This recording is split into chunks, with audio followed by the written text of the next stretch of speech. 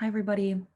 Though this class focuses on community trauma and resilience, we're actually going to start off with a brief overview of individual level trauma and resilience to make sure that we're all starting off with a really strong foundational knowledge in this area. What you're going to take away from this particular week's content is a focus on the basics of trauma, adversity, and resilience. We're going to look at some definitions of each of these, as well as how it affects the body or how it affects the individual, whether it be body, psychosocial, or emotional. I'll walk you through the content here, and I look forward to seeing you in class. Okay, let's get started. First off, we're going to define some key terms that are often used in the field.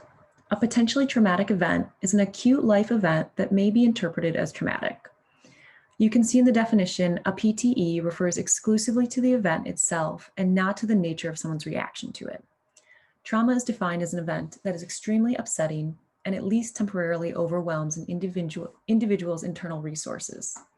In order for something to be considered traumatic, it must involve a PTE or potentially traumatic event, and the reaction to that event that exceeds that person's ability to mentally or physiologically cope. We'll get more detailed about what this constitutes or what internal resources constitutes as we get further into the presentation.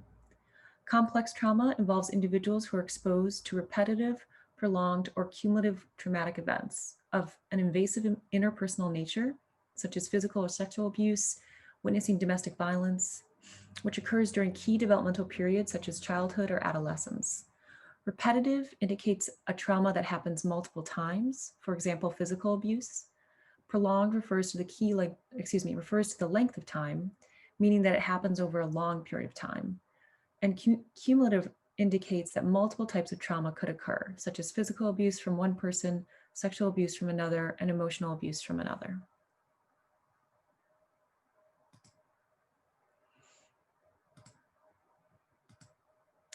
Although your readings this week focused on trauma and adversity, I wanted to actually begin our class with defining resilience at the individual level as well. In our later weeks, you'll have readings on how to define resilience at the community level. The field of resilience began in response to the long history of research on risk factors and maladaptive outcomes. Historically, and to some extent today, the focus on risk dominated the helping professions, including medicine, psychology, social work, etc. However, this approach is completely unbalanced and does not recognize the other portion of the equation. Resilience researchers and allied professions seek to understand why and how some people experience severe trauma and yet exhibit successful adaptation, which is a paradigm shift from considering vulnerability and pathology or deficits to considering strengths and opportunities. Resilience is seen under two critical conditions. The first is exposure to a significant level of trauma or adversity, and the second is the achievement of adaptive functioning. It's important to note that resilience is not a personal trait or innate personal capacity. Rather, it is an alterable and dynamic process or phenomenon that is introduced by the external environment and various protective factors across multiple ecological levels. Given that the field has some disagreement about how to define resilience, I wanted to actually present you with the definitions of leaders in the field. Dr. Bonanno defines resilience as a stable trajectory of healthy functioning after a highly adverse event. This definition is clear, however, it may be more difficult to apply with individuals who have experienced cumulative or complex trauma in which there are multiple or ongoing adverse events.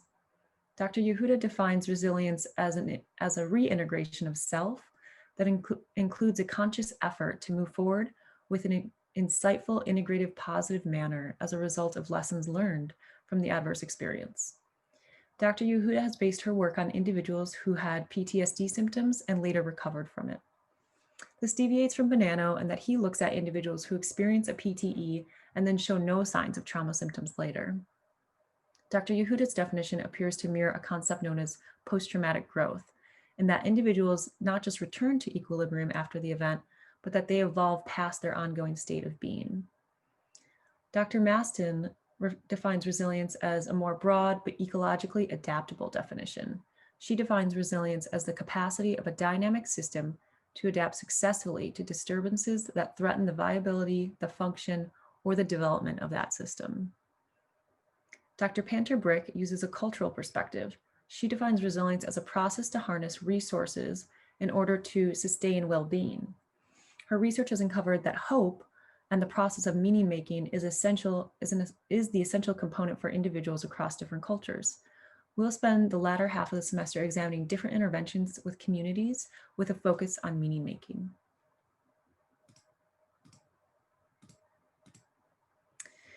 In your reading this week, you should remember that Dr. Nadine Burke-Harris's book, in that book, she refers to a client or a patient that she worked with named Diego. He had a significant growth delay with no apparent medical explanation. After talking with his mother, Dr. Harris made the link to his history of sexual abuse at the age in which his growth halted.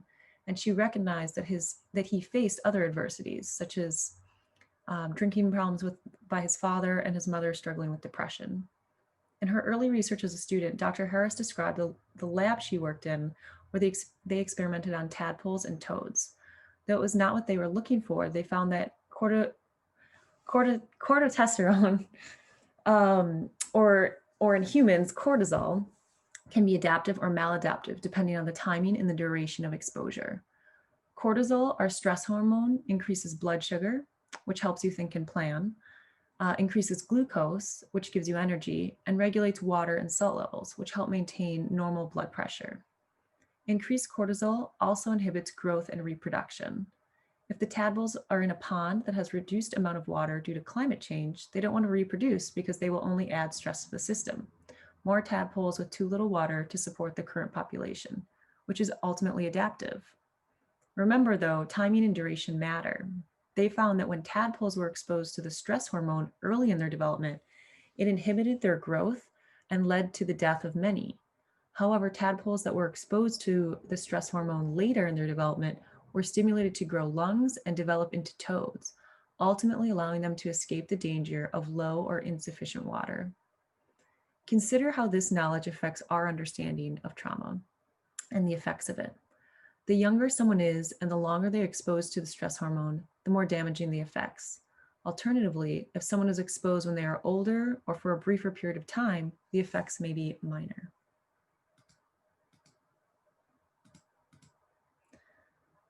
Vincent Felitti and Robert Anda were the two primary researchers who conducted what is now known as a groundbreaking study on adverse childhood experiences and the leading causes of death.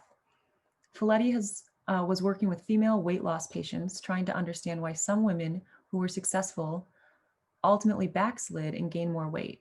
After talking with his patients and conducting a survey of over 200 charts, he found a clear link between these patients and a history of child sexual abuse. When he collaborated with Dr. Anda, they both developed the 10-item ACE checklist that included physical abuse, emotional abuse, sexual abuse, physical and emotional neglect, and several different household dysfunctions, including living with someone with a mental illness or a substance abuse problem, incarcerated relatives, witnessing domestic violence, and divorce. In the study with Dr. Anda, they sampled over 17,000 people who were healthcare members of Kaiser Permanente. This sample was predominantly white, college-educated, and middle to upper income earners. In other words, this was a very privileged and considerably healthy sample.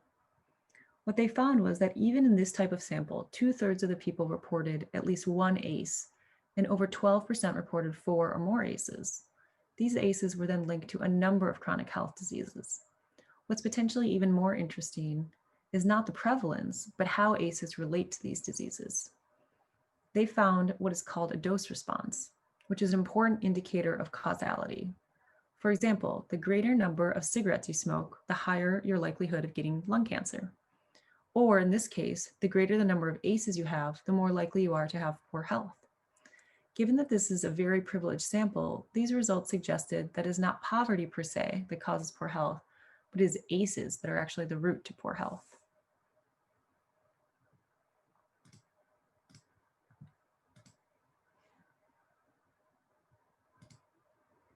ACEs have been linked with a myriad of health outcomes. Studies have shown that people with 4 or more ACEs have 3 times the level of lung disease, 11 times the level of intravenous drug abuse, 14 times the number of suicide attempts, they're 4 times as likely to have sex by the age of 15, they are 4.5 times more likely to develop depression and 2 times more likely to develop liver disease. What's important to recognize here is that these health outcomes are not simply a result of people coping with bad childhoods, but instead there are physiological and neurological changes that happen in the body, leading to challenges in social, emotional, and cognitive development, which can then enhance the adoption of risky behaviors, ultimately enhancing the likelihood of disease, disability, social problems, and early death. We'll walk through how this looks in the next couple of slides.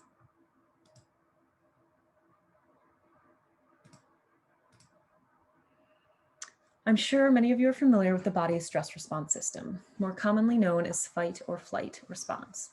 You should note that there's actually a third, somewhat less common response, which is freeze. This is a normative response when your body senses danger. It is designed to be efficient so that you do not have to think about how to turn this on in your body. It just happens. So when you see a bear in the woods, you do not pause to think about what you should do next. Instead, your lower brain kicks in for you until you get to safety. If, however, you're living with a bear, as Dr. Harris puts it, or living with someone who is abusive towards you, then your body will adapt a dysregulated stress response. That is, people living in a place that always has danger, their stress response never turns off. This is called the disruption of feedback inhibition. Studies have shown how this occurs. For example, researchers examined the cortisol levels of children who were maltreated and put into foster care and compared them to a similar sample in race, age, and income who were not maltreated. They found that children who were maltreated had higher levels of cortisol and that their daily patterns of cortisol, which were high in the morning and low in the evening, were disrupted more frequently. The primary difference between these groups was the presence of at least one loving caregiver.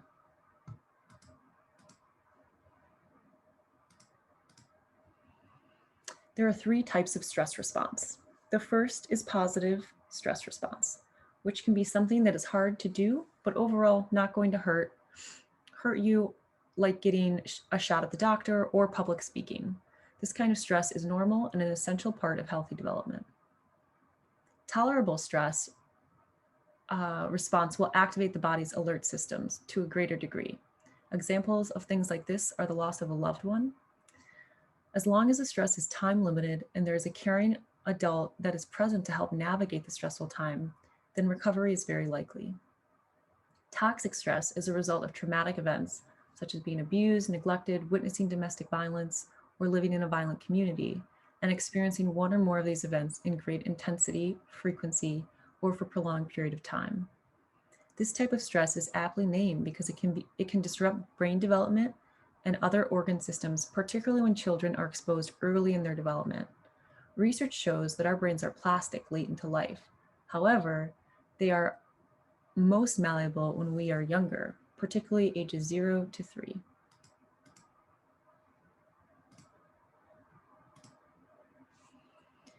There are several ways in which trauma and adversity can affect the body to produce toxic stress.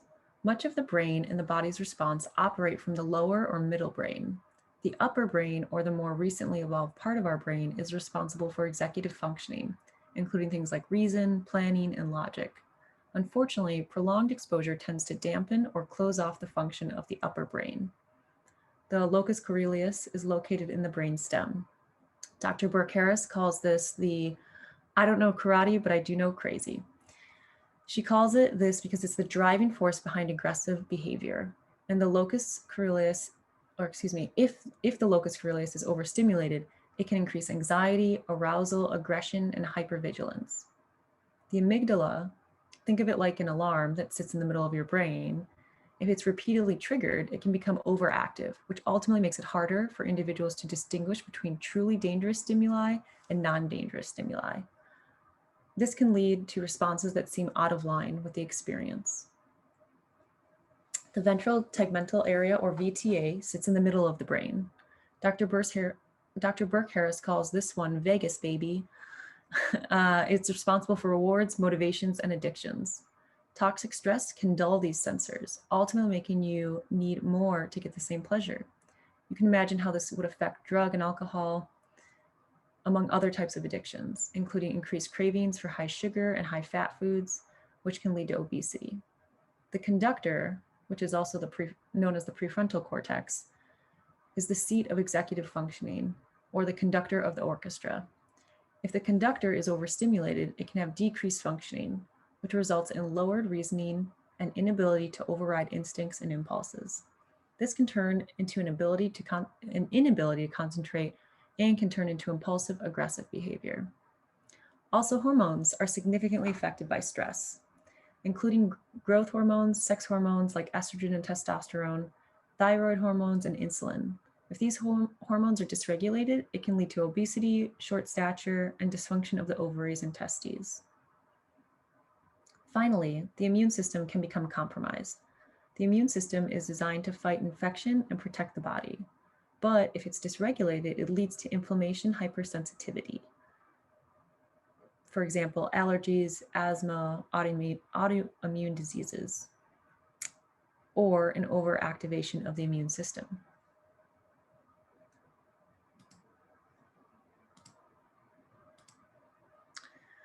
Okay, so what did you learn and what's the meaning of all this information?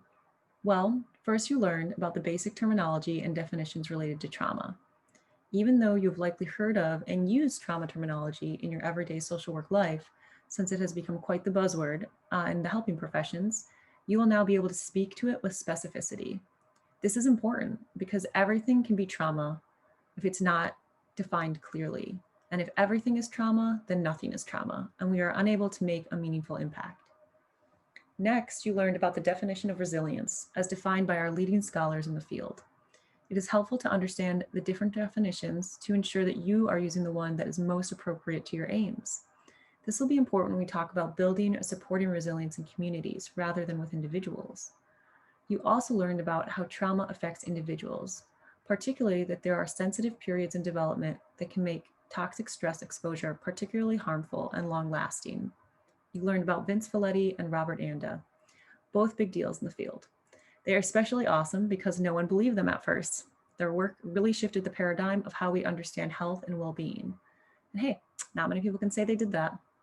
You also learned about how the body and brain react to stress and how it can become maladaptive if exposed repeatedly with great intensity and for a prolonged period of time. So, what's the meaning of all this? Well, I'd like us to actually talk about that in our class together. So I will see you then.